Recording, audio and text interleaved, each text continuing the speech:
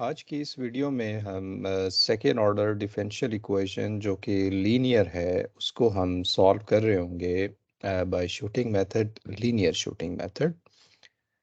आपको पता ही है जो लीनियर ओडीई हो तो हम लीनियर शूटिंग मेथड अप्लाई करते हैं। थ्योरी में प्रीवियस लेक्चर में हमने देखा था कि जब सेकेंड ऑर्डर डिफरेंशियल इक्वेशन है तो इसकी आप दो सेकेंड ऑर्डर इक्वेशंस बना लेते हैं, दो सेकेंड ऑर्डर ओडीई बना लेते हैं। पहला इनिशियल वैल्यू प्रॉब्लम आपका नॉन होमोजीनियस है, सेकेंड इनिशियल वैल्यू प्रॉब्लम आपका होमोजीनियस है। अगर आप थ्योरी से मैच करें, आप चाहे तो थ्योरी ओपन कर लें। अगर आपने लिखा हुआ है प्रीवियस वीडियो से तो आप देख सकेंगे कि ये दो इनिशियल वैल्यू प्रॉब्लम आपके बन रहे हैं।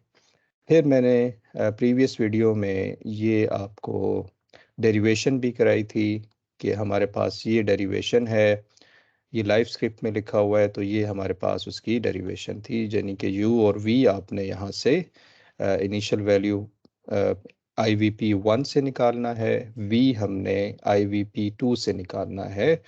u ऑफ b, b हमारे पास राइट बाउंड्री है, यानी b हमारे पास ये वाली वैल्यू है 0.2। बीटा हमारे पास -0.2 है, ये आप देख रहे हैं कि राइट हैंड साइड ये हमारे पास -0.2 है, बी हमारे पास 0.2 है।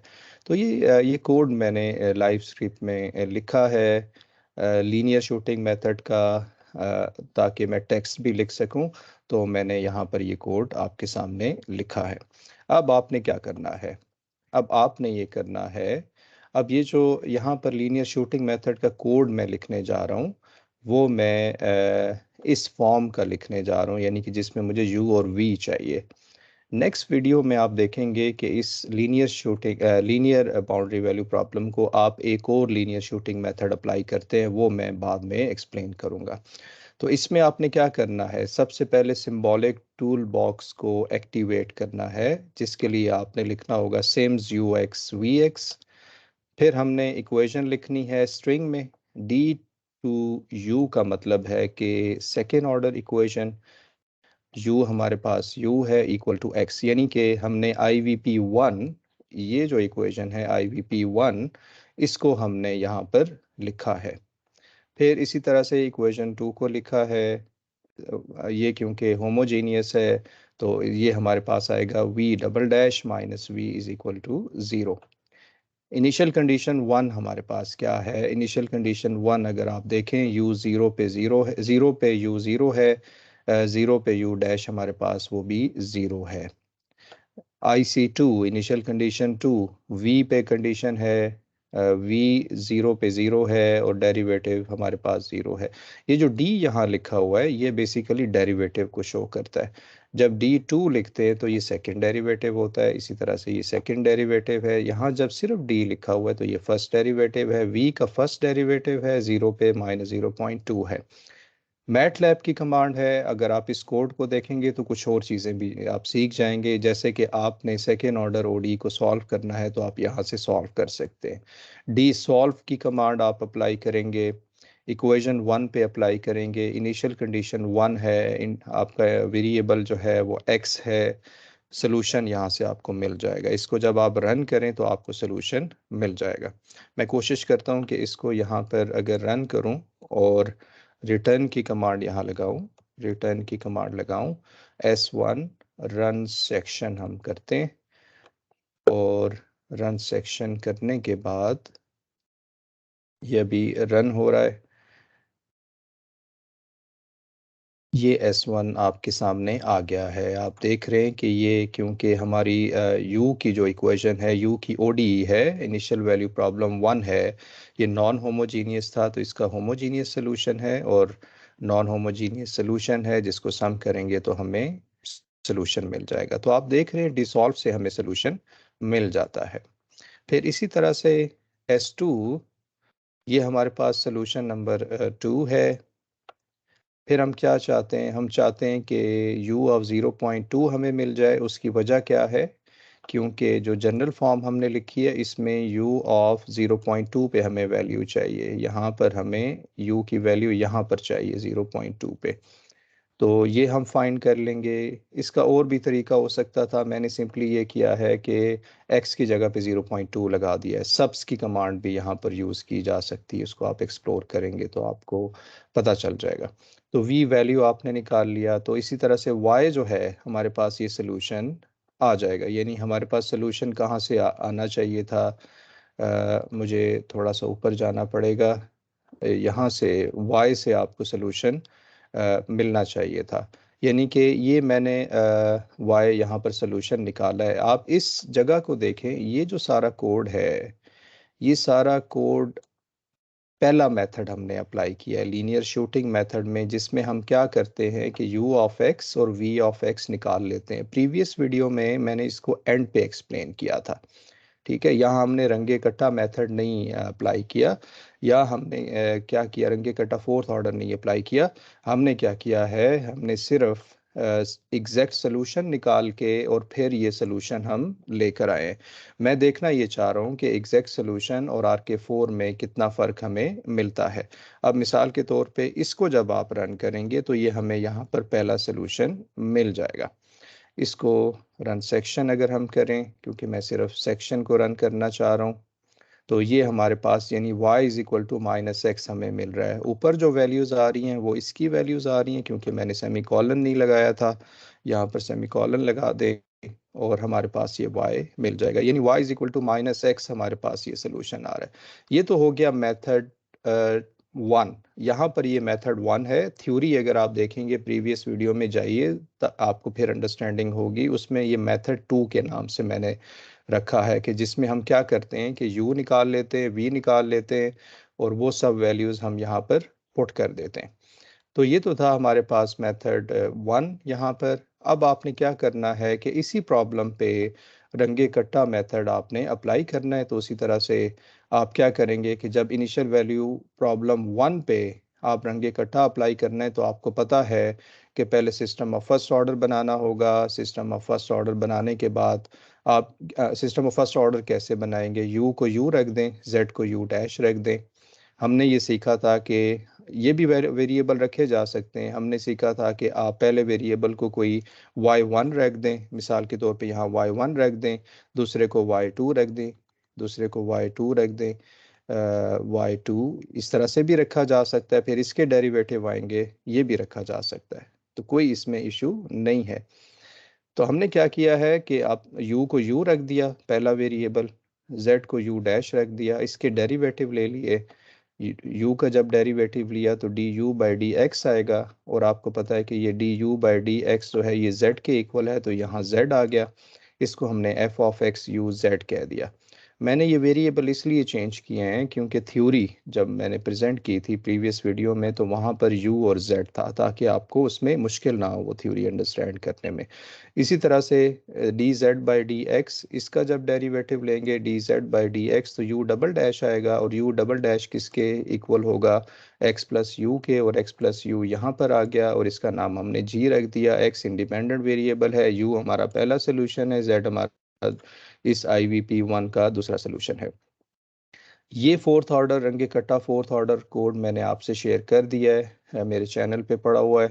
वहाँ पर आप देखते हैं कि मैंने ये सब कुछ एक्सप्लेन किया है। h आपने कितना रखना है, a रखना है, b क्योंकि राइट हैंड पॉइंट आप 0.2 तक सिर्फ इसे देख रहे हैं, 0.2 तक। यहाँ पर n जो है ये नंबर ऑफ सब इंटरवल्स होंगे हमारे पास। x हमारे पास 1 से n+1, नंबर ऑफ सब इंटरवल्स फॉर एग्जांपल 3 है तो नंबर ऑफ पॉइंट्स 4 होंगे, क्योंकि सब इंटरवल्स कम होते हैं। अगर फॉर एग्जांपल 3 पॉइंट्स होते हैं तो 2 सब इंटरवल होते हैं, 4 पॉइंट्स होते हैं तो 3 सब इंटरवल्स होते हैं, तो n नंबर ऑफ सब इंटरवल्स हैं। x हमारे पास नंबर ऑफ डिस्क्रीट पॉइंट्स हैं। पहली कंडीशन 0 है, u1 पे 0 है। आप देख रहे हैं कि u1 0 का मतलब, क्योंकि मैटलैब 0 से शुरू नहीं करेगा, वो 1 से शुरू करेगा। और u डैश जो है वो हमारे पास क्योंकि z के इक्वल है, ये z के इक्वल है, तो z1 हमारे पास 0 है। फंक्शन सिर्फ आपने डिफाइन करना है, जैसे प्रीवियस वीडियो में जो कि RK4 की वीडियो है उसमें सिर्फ मैंने आपको कहा था कि आपने सिर्फ ये z ये फंक्शन चेंज करना है। तो अब आपने क्योंकि यहाँ पर x y z जो है वो डिफाइन फॉर एग्जांपल यहाँ मुझे अब u डिफाइन करना पड़ेगा, एफ एक्स यू और एफ एक्स वी, ये हमारे पास इस तरह से डिफाइन होंगे।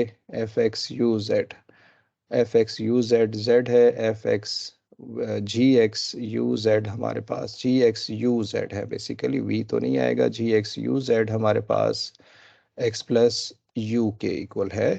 मैंने असल में ये कोड ज़रा चेंज किया था, तो ये हमारे पास अब ये आई होप के रन करेगा। एक्स यू जेड है, एक्स यू जेड है, फिर आपने ये फंक्शन सारे चेंज करने हैं, यानी जो एक्चुअल कोड है जो मैंने पहले शेयर किया था उसमें यहाँ पर y आ रहा था और यहाँ पर शायद एक्स, यहाँ u की जगह x आ रहा था या z की जगह y, कुछ इस तरह से वेरिएबल आ रहे थे, लेकिन हमने इसको अपने प्रॉब्लम के लिए चेंज किया है। तो यहाँ पर यू जेड आ जाएगा, क्योंकि यही वेरिएबल आपके पास आने चाहिए, ये स्ट्रक्चर आना चाहिए एक्स यू जेड। अगर यहाँ एक्स यू जेड है तो यहाँ एक्स यू जेड आना चाहिए, यहाँ अगर एक्स यू जेड है तो यहाँ एक्स यू जेड आपके पास आना चाहिए। तो इस कोड को हर जगह आपने वेरिएबल चेंज करने हैं अगर प्रीवियस कोड आपके पास है। अदरवाइज़ ये कोड भी मैंने आपसे डिस्क्रिप्शन में शेयर कर दूंगा, आप इसको फिर रन कर सकते हैं। तो यहाँ से हमारे पास u आ जाएगा और z हमारे पास सोल्यूशन आ जाएगा। इसी तरह जब सेकेंड ओडी को आप रन करेंगे IVP2 को, इसका सोल्यूशन फाइंड करेंगे, तो इसी तरह से आपने इस केस में, क्योंकि फंक्शन एक्स वी जेड है, फंक्शन जी एक्स वी जेड है, सारा कोड वही होगा। V1 0.0 है, 0.0 का कोई मानी नहीं होता, आप इसे ज़ीरो भी रख सकते हैं। -0.2 हमारे पास ये कंडीशन है, V डैश हमारे पास Z है, तो ये हमारे पास आ जाएगा -0.2। तो एक्स वी जेड इस दफ़ा हमने क्या किया, इंडिपेंडेंट वेरिएबल हमारे पास x है, इंडिपेंडेंट वेरिएबल x है, v हमारा पहली ओडी का सोल्यूशन है, फर्स्ट ऑर्डर ओडी का, z हमारा सेकंड ओडी का सोल्यूशन है, तो ये z के इक्वल है और ये v के इक्वल, और आप देखें ये हमारे पास z और v के इक्वल है। अब इस दफ़ा कोड को आप कैसे चेंज करेंगे, यहाँ पर अगर एक्स वी जेड है तो यहाँ पर भी क्या आना चाहिए, एक्स वी जेड हमारे पास आना चाहिए, यहाँ पर भी एक्स वी जेड आना चाहिए, और सो ऑन। आपने हर जगह इसको चेंज करना है। अगर आपके पास RK4 मेथड, जो प्रीवियस कोड मैंने शेयर किया है अपने चैनल पे, वो अगर आपके पास मौजूद है तो वो यूज़ करके उसमें आपने जो सेकंड आर्गुमेंट है उसको चेंज करना है। इस तरह से ये मैंने चेंज किया हुआ है, ये तब चेंज करें जब आप कंफर्टेबल हैं कोड को चेंज करने में। तो ये हमारे पास जो है इस तरह से सोल्यूशन हमें V और Z का मिल जाएगा। ठीक है, अब आप जितने भी वैल्यूज़ हैं RK4 से वो आप निकाल सकते हैं। जैसे प्रीवियसली जो प्रीवियस वीडियो है उसमें आपने देखा था कि मैंने K1 L1 की वैल्यू डायरेक्ट लिखी थी, वो मैं यहाँ से निकाल सकता हूँ। मैं अगर इसको रन करूँ और यहाँ पर रिटर्न की कमांड लगाऊं और यहाँ पर हम इसे रन करते हैं, कोशिश देखते हैं कि ये रन होगा या नहीं होगा। तो K1 हमारे पास ज़ीरो है, और अगर आप वो प्रॉब्लम उठाएं और उसमें देखें तो ये K1 ज़ीरो ही आएगा। L1 हम देख लेते हैं,